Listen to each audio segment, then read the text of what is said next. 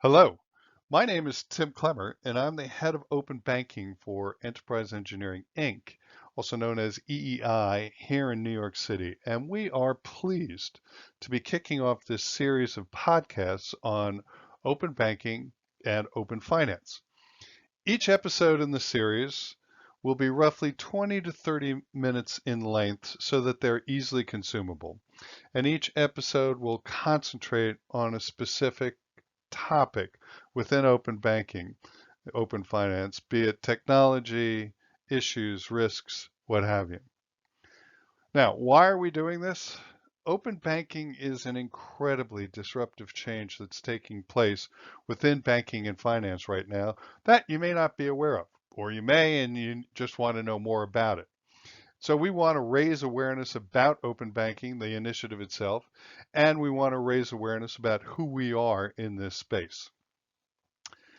We hope you find these episodes informative, enlightening, interesting. And so this is episode number 1, in which we will set the stage, define the landscape, give you a little bit of the backstory, how we got here, why we're even talking about open banking, what some of the opportunities are, the market opportunities, what's enabling it, why anyone would be interested either from a consumer's perspective, a financial institution, or commercial enterprise. So let's get started, shall we? First, a quick word about who we are. We're EI, and for the last 25 years, we've been successfully providing software and services to the financial services industry. Our clientele rank among the top tier 1 banks in North America as well as Europe. But more importantly, for the last 4 years, we've been heavily involved in implementing and certifying custom and standard APIs between the top tier 1 banks and the fintechs. So we get APIs, we understand them. And as a result of this experience, we now have the following service offerings. We start with a readiness assessment. We'll come in and do a data and use case analysis of your API. We'll provide you a competitive benchmark showing you how well you stack up against your peers. We'll assess the technologies you use on your platform and its readiness. And at the end, we'll provide you with a roadmap addressing any and all gaps. We have an API certification. It's the same process that we've been using for the last 4 years, where we'll come in and we will do a deep dive on the security and data aspects of your API, as well as how well it performs and what the throughput is. And we're using tools that we've been building over the last several years to provide automated API testing and analysis and provide you with comprehensive reporting. We have managed services on-prem and in the cloud. And lastly, we do security and data access setup and configuration, ensuring that your API is at its most secure. So the topics for today's podcast are, we'll start with the backstory of how we got here and why we're talking about open banking and open finance. We'll then define it and how it's addressing some of the concerns that have come up over the last several years. And then where are the market opportunities, how to think about open banking and open finance. And then lastly, as a teaser, we'll just show you what some of the bigger banks are doing with it and how they're evolving with APIs and open banking. So let's go. Let's get started. So why are we talking about open banking, open finance? First and foremost, today's world, the financial technology companies known as fintechs are providing end users with products and services really second to none. Really outstanding, powerful, personalized customer experiences. Think of mobile deposits. And today, it was unthought of 10 years ago, where I can now just take a couple of pictures on my phone inside my mobile app, and I do a direct deposit, and I have access to the funds immediately. That's huge. Two, 360-degree view. If you think about it, most people, certainly most businesses, don't have all of their accounts with a single institution. Check-in savings certainly with the same institution, then they'll have use a different institution potentially for credit cards or loans, commercial loans, mortgages, what have you, and then certainly a different financial institution for 401ks, pensions, what have you. When I bring all that information into one spot, I can now get what they call a 360-degree view of my finances and see where all my assets are, where all my liabilities are, my net, etc. That's the kind of stuff that, or opportunities and experiences the financial technologies are providing their customer base. Now, to accomplish this, to conjure up this magic, the fintechs sign you up, and one of the first things they're going to do is say, "Hey, Tim, thank you for for signing up and logging into our service. Let's connect you to one of your banks. Enter your user ID and password to your bank. Here, tell us which banks you have, and now enter your user ID and password for each bank." Um, I give it to them. I trust them. They'll store it securely, we hope. And listen, for the most part, the fintechs are doing all the right things from a security point of view. And we're not pointing fingers here at all. But what they do is they collect your user ID and password. Then in the background, they will go and log into the bank, pass the bank your user ID and password, just as if you were logging in yourself. The bank will then offer up the web pages that you would normally see. So now the fintech has access to all of the same web pages that you have access to. And they will take these web pages, they download them, and then they extract the data out of the web page itself. This is called screen scraping. It's the extraction of data out of web pages or out of PDFs and taking that data, running some cleaning on it or scrubbing on it, and putting it in a database and presenting it to you. All well and good, but we now have problems with this. One, you have the security issue. You're giving somebody else your credentials. Not great. Two, you are, excuse me,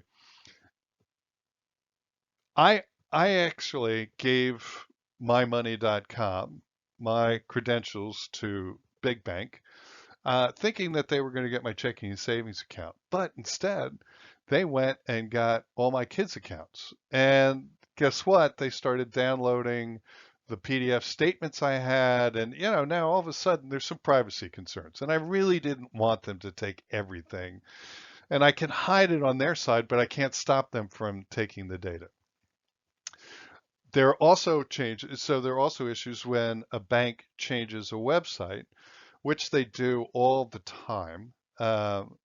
If they make changes to their web pages, this potentially breaks the screen scraping program. And all of a sudden it's getting the wrong data or putting the right data in the wrong place because column shifted. And now you're being presented bad data, missing data. Well, you usually, what happens is the call doesn't go to the fintech, the call goes to the bank, and the bank gets frustrated, and it's costing them and their customer services a lot of money. So there's a lot of frustration in this field due to things like screen scraping. So open banking, let's talk about this, how it got started. Several years ago, the Europeans, as they're wont to do and lead the world in this, got concerned and created GDPR. And GDPR was primarily about data privacy and the user the right to be forgotten on the internet, etc. And, an example of GDPR is, I'm sure you've seen this now as you're logging into websites, a little banner will come up across the top, the bottom, the side, saying, hey, we do have cookies and we do track you. Are you okay with this? That's as a result of GDPR. It's trying to enforce a little more transparency. After GDPR, came PSD2. PSD2 was primarily about payments and trying to make the payment industry, if you will, a little more transparent and certainly more competitive. And then came the UK with their initiative called Open Banking. So they started they may have been the ones to start this phrase. But anyway, their initiative is called Open Banking. And here again, the point here was they wanted to open up competition in the financial services arena. And how do you do that? First and foremost, this is all about sharing financial data. The thinking is sharing is a very good thing. Why? Because the more data we share, the more data ultimately gets fed into these big data lakes, and analytics gets fed into artificial intelligence and their algorithms and machine learning. And what comes out of this at the other end is, I was going to say more personalized, but I think I'd refine it and say highly personalized customer experiences. Better predictive experience for the customer, be it an end user or a small or medium-sized business. Now, part of this is that access to this data needs to be frictionless, transparent, complete, available, accurate, all those different terms, right? What we saw before on that previous slide was screen scraping. The fintechs are, taking web pages and looking for data in the web pages and loading databases. Web page changes, all of a sudden that data extraction program, that screen scraper, breaks. That's not frictionless. Frictionless is being able to say, hey, I'm logging in. Here's an account number. Please give me transactions and balances in a way that I understand. That's sharing financial data frictionlessly, transparently. Now I'm going to say who I am when I'm trying to get that data, etc. This only works if we do this securely. And what does that mean? One, well, we've got to figure out a new methodology here. We can't be sharing credentials. Only the bank should have your credentials, no one else. That way they can be locked down. That way when you change them, you're only changing them in one place and you're changing them for everybody. So secure. The second part of secure is the data. When the data goes from between bank and fintech, fintech and fintech, bank and bank, it's got to be done so securely, meaning encrypted. Everything is encrypted. The conversation that banks have has to be encrypted. When the data is stored in a database, it should be encrypted. In fact, must be encrypted. You just can't leave yourself open to hacking in any way, shape, or form. So security is paramount here. Now, next step.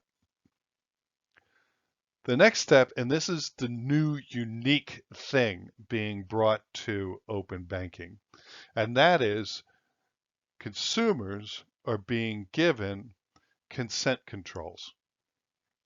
That is, when I am now going to log into bigbank.com, I am going to log in as Tim. I'm going to put in, my user ID and password, and then I am explicitly brought to a page that says, Tim, we understand that you want to share your data with mymoney.com. Is that correct? Yes, it's correct. Well, here are your accounts.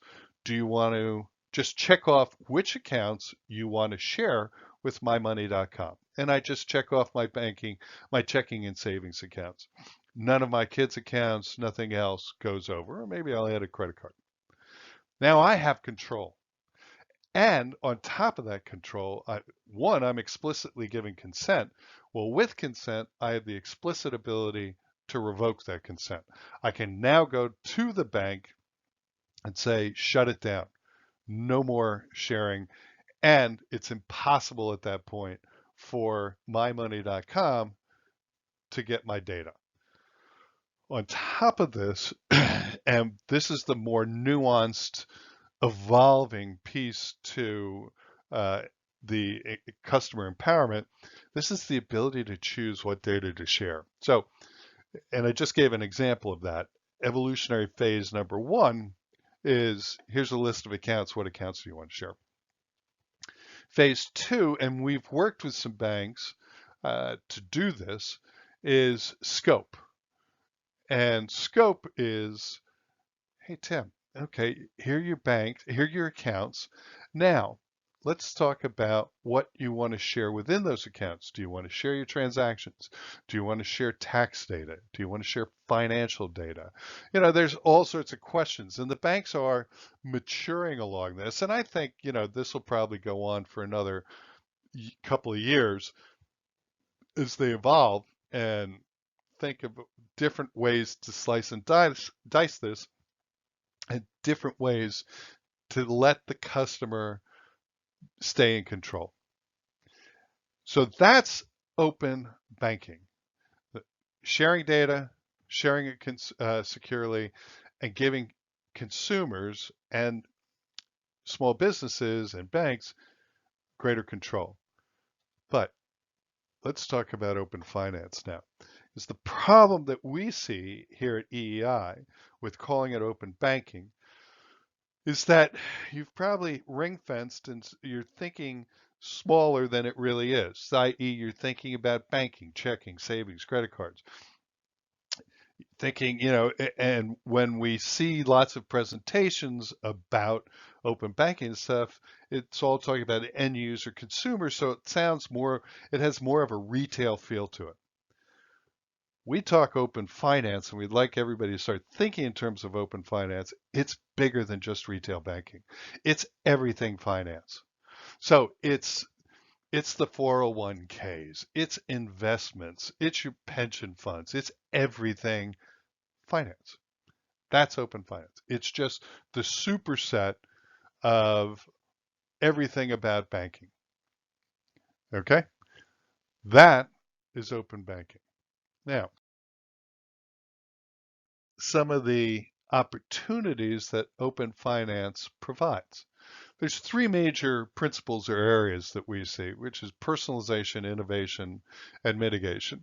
Personalization we've already seen and talked about with things like 360-degree view of your assets and liabilities. But on top of that, you have feeding this AI machine with things like location data, right? So the mobile phone is awesome with, you know, providing your location or even when you do a purchase. So I walk into Aeropostale and I buy myself a couple of shirts and some pants, use my credit card, and as I'm walking out of the store or I'm in the mall or whatever, I may get a notification from my credit card company. Hey, congrats on the pants and shirts. You're going to look super in them. I know you love sushi. There's a sushi place right around the corner, and take $3 off on us on your next order at sushi. That's location-based service. And that's decision making that and notifications that the bank can leverage based on your spending habits, or let's go back, based on analyzing your spending habits and knowing where you are based on location services. Innovation, think in terms of, let's talk about Netflix for a moment. Netflix put everybody up on their heads here when what they did was I can now watch a movie, go watch Game of Thrones on and start to watch it on my phone. And oops, I gotta go. I shoved my phone into my pocket. I'm busy, I'm working, I'm playing, I'm doing whatever. And 2 days later, I walk into my house, I sit down in the den and turn on the TV, and I can pick up that episode of Game of Thrones or that movie exactly where I left off. That's a great customer experience. And that we can apply in the financial industry in terms of it's called omni-channel processing. Think of probably two of the more painful banking experiences: opening an account or applying for a mortgage or loan. Well, if we take this paradigm, this Netflix paradigm, and apply it to banking, I could start a mortgage application on my phone, go get busy, go into a meeting, come home, go to my desktop, log into the bank website, and be right exactly where I was before to continue the application. On top of that, and there's some regulatory and legal issues here, but on top of that, the banks can do a better job of pre-filling some of that information into your application so that it makes it easier to complete the application. So, and mitigation, we talked about this, comes in the form of coming up with new technologies and methodologies so that I don't have to do such things as share my login credentials with other institutions. So we come up with things, they're called tokens, tokenization, to obfuscate who the user is, at least uh, during connection. But the token will ensure that mymoney.com gets Tim's 2 accounts that he signed up for. So those are the major principles and areas that we see where um, what the banks can do and the fintechs can do is it's personalize, innovate, and mitigate. And let's now talk about what some of these banks are doing today. And all of them, as you'll see in these examples, take a little piece out of each of those three principles. It's personalize, it's innovate, and it's mitigate. But before we do that, here's what's happened in the internet. And this is the marvelous thing about what's happened. If you think about Amazon, Uber, and Netflix, there's no new product. Not at all. They have no new product, no new service. What they've done, though, is they've redefined the customer experience and they've made it completely personalized. Amazon's awesome. I will tell you, I do have an American Express card, and when I've been on Amazon and I'm about to pay with American Express, they'll tell, hey, Tim, guess what? You've got X number of points. Use your points till the thing's a freebie. Well, I mean, it's just an awesome customer experience, right? And this is what they've done. And in so doing, they're forcing everybody else to now pick up and get moving on redefining their processes, redefining their interactions with their consumers in a more personalized way. Amazon, as we well know, has made shopping fun. And, they've taken over the world in that regard. And now the banks are responding, okay, as well as lots of other industries. So this is a little cheat sheet, these are the areas that the banks are dipping their feet into. And so let's start with USAA. They've upgraded their mobile app with a contact us button. And basically what happens is if I'm in the middle of the USA's mobile app and I hit contact us, I'm immediately connected to a customer service rep who has all of my information up on a screen or two. They can see my accounts, they can see my balances, they can see my transactions, and they know for context exactly where I was in the mobile app when I hit contact us. So they now have an idea of what I may be asking about. And so that whole process of me calling a bank and sitting on hold for 10 minutes listening to awful music is gotten rid of. I'm immediately talking to somebody who has a sense of what I may be interested in or be trying to work through. Awesome. Capital One is working with Foursquare on a location push. And this is exactly what I was talking about before with me walking out of Aeropostale with shirts and pants and Foursquare and Capital One congratulating me on my purchase. And here comes that sushi bar. Westpac New Zealand has wireless centers in their branches. They can pick up who the clients are, and all of a sudden on the teller screens, I know exactly who my client is and who they are talking, who I'm talking to. Lloyd's is coming up with a new mobile app that allows you to set up payments without authorization. And what this, they already know who you are. So, once you've authorized or using the app, um, the payments is easy. And Bank of America has created Erica, their chatbot space. And, the chatbot helps customers with the basic banking needs as well as they're looking into some robo-advising, et cetera. So if you think about it, each one of these 5 examples has a little bit or a lot of it of personalization about it.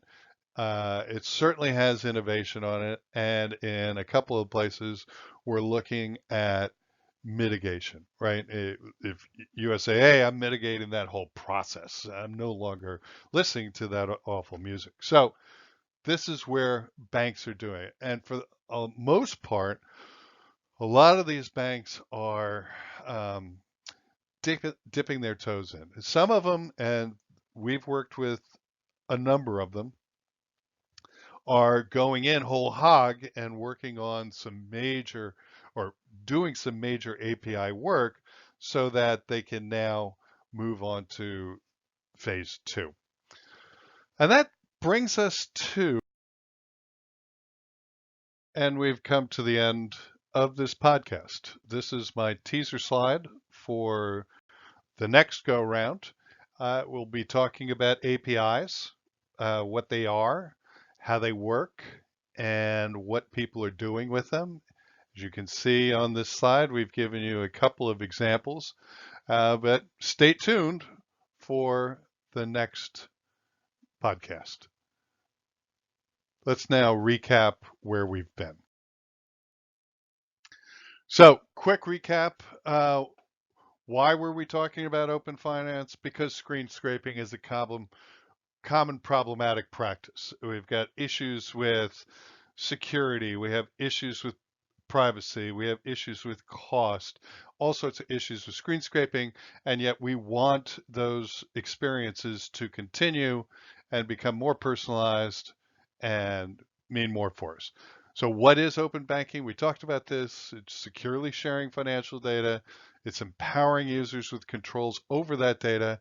And as we keep pushing, it's everything finance. Lastly, we went through where are the market opportunities, and we posited that there's 3 major areas for the opportunities, and those are personalization, innovation, mitigation. And then we provided a couple of examples with the large banks and what they're doing. So I want to thank everybody for listening to this podcast. Thank you. I hope you've enjoyed it. I hope you learned something from it. And I hope we meet again the next time around and podcast episode 2. Enjoy, have a great day, and we'll see you on the other side. Thank you.